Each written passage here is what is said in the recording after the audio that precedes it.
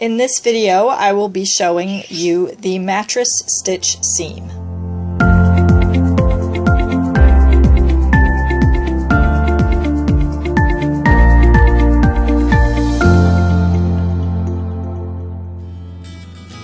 The mattress stitch seam is used on vertical seaming lines, and today I'll be showing you this seam in Stockinette Stitch. You can use it with slight modifications in reverse stockinette and in garter stitch, but this is straight stockinette stitch, and so that's what we'll be showing you today. And I've already set up and begun my seam by doing a figure 8 start, and I have a separate video for that. The link will be in the description below. So watch that first to start and line up your seams perfectly. And so I'm ready to begin my seam, and the seam is going to happen in the columns between my column of selvage stitches here and my next column in. So this space in between those two columns right there is where my seam will be happening on both sides, and we're going to be using the bars in between those stitches as we go. So you may have to tug on your fabric to locate those bars, but those are the bars we are going to be using to complete the seam. So we'll begin on the side opposite from where we ended our figure 8. So I ended my figure 8 here. That's where my seaming thread is coming from. So I will be beginning over here on the right hand side. And you want to locate where the space where your figure 8 was worked on this swatch on the side, and you're going to insert from the front your tapestry needle into that same space where that yarn is coming out of, and catch that bar, just one bar,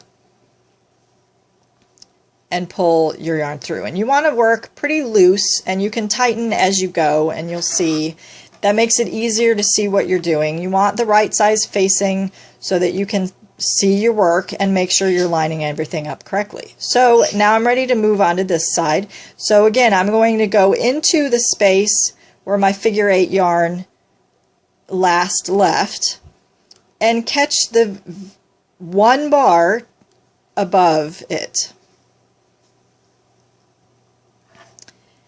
And now it's like a zipper. It's like going back and forth. So you want to go in where you last came out and catch the bar above,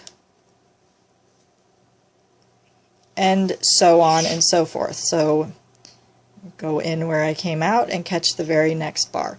And some references will tell you to catch 2 bars, but here I have, thought I had a swatch. No. That doesn't look as nice.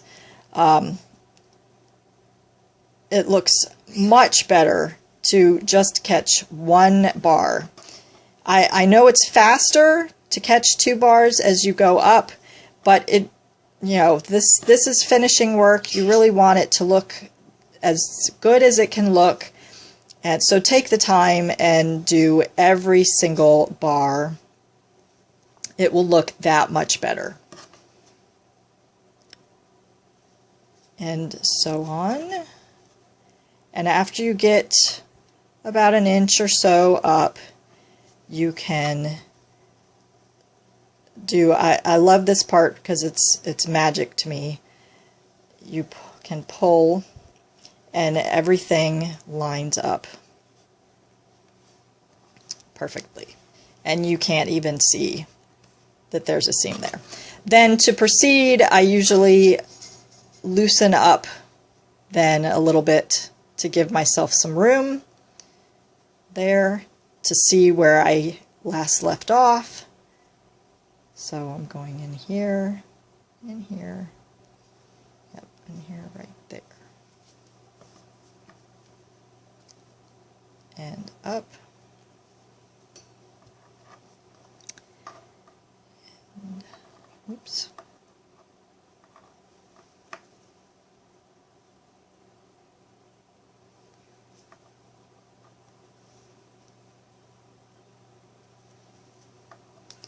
We can tighten again, and all of those rows line up perfectly.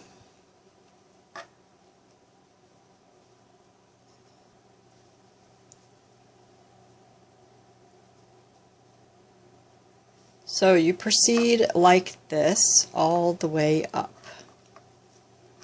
your piece.